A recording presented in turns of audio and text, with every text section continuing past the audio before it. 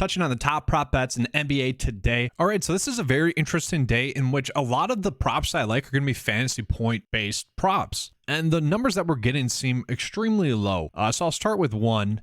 That's going to be Mason Plumley over 30.5 fantasy points. Now, the biggest issue with this one is going to be the fact that he's going against the Miami Heat. And if we look at it, they're the worst matchup that a center can have. That's the biggest issue. That's the biggest worry. But if we look at Mason Plumley, he has been someone that on the season has really been going off, and he is someone that also benefits with LaMelo Ball there. He has been so much more productive with LaMelo Ball in the lineup.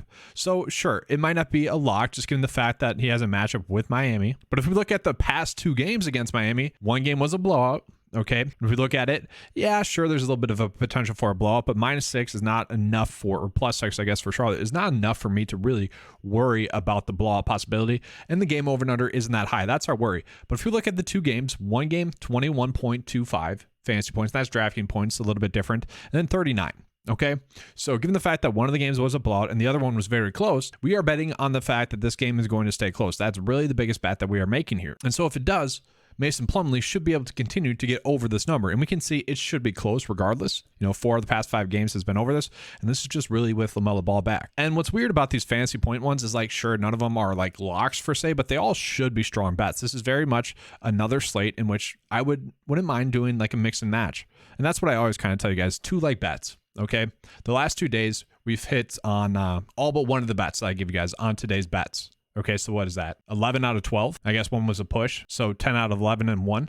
That's very good. And if you guys are just doing 2 bets with those, it is highly profitable. Okay, so that's what you could do with these fantasy point ones. And so another one that was very shocking to me was Buddy Hield's fantasy score. And you guys will see that with TJ McConnell as well. It just seems too low given the game. I don't really get what's going on. I'm actually kind of questioning this. It's almost too good to be true. So if we pull up Buddy Hield's per 36 numbers with Tyus Jones off the court, who's still going to be out, he averages 36 fantasy points per 36. And now if we look at his recent game log with Halliburton off the court, he has been getting those minutes. And really the biggest worry with a prop like this is going to be the fact that the game could potentially blow out. Okay. But when Buddy Hield has gotten the minutes like he has been getting recently, he is most likely going to get over this number. I don't really get it. And we'll look at the betting odds. It's because the game could be a blowout. It's favored for Memphis to get, the win. 8.5 points is a lot, but it's a super high scoring game. It's just how long can the Pacers keep the game close? And that's the biggest question. But the interesting thing is, against Milwaukee, they were down by 20, was able to kind of claw their way back to the point where the starters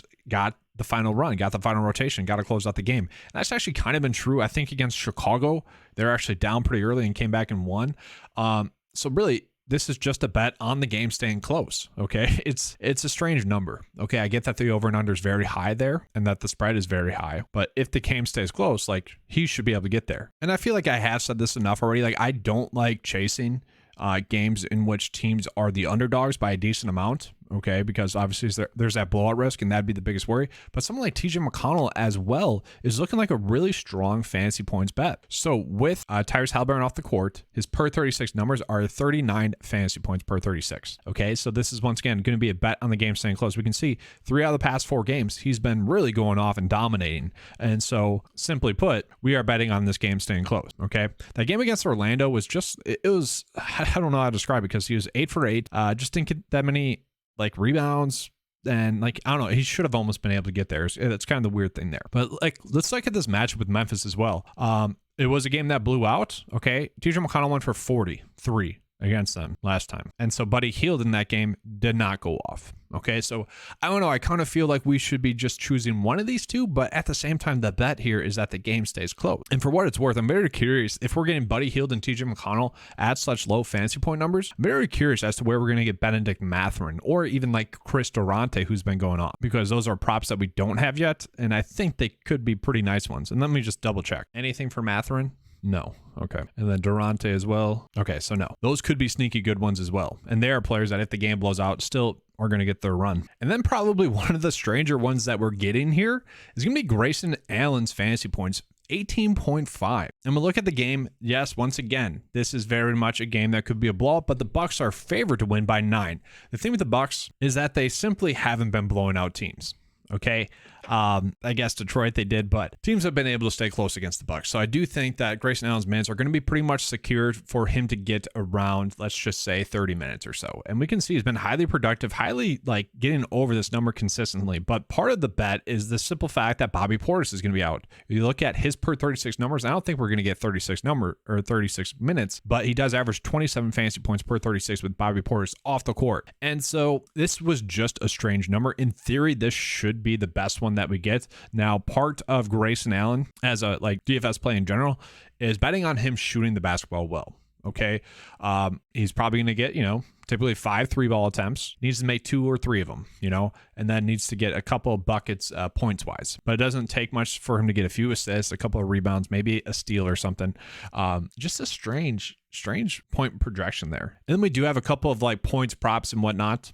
Okay, so we'll get into those. But I don't know what to do with those fantasy score ones because they almost seem like too obvious that they're traps, if that makes sense. And that's kind of my biggest worry. And obviously the game's blowing out is the biggest worry, but it's just weird. Head scratchers there. And maybe it's because NFL is here and they're concentrating on that. I don't know. And so one that was popping up kind of sportsbook wise would be Tyler Herro over 19.5 points. And we can see the game log has not been pretty. Okay, that's people are going to see that and I don't want to bet that. And honestly, I'd get it. Okay, we do get some pretty good fantasy points over and unders you can bet. But looking at it, some sports books have the over and under set at 20.5. And currently, if we look at his over and under at 19.5, it is set at -130. Now I'll pull up DK Sportsbook kind of for consistency reasons. They have it set at -145. Okay, so in theory, this should be the strongest bet that we're getting today. The issue that I have and that everyone else will have is simply this game log is terrible, right? But let's take a look at why, see if we can find why. Just been shooting the ball terribly, okay?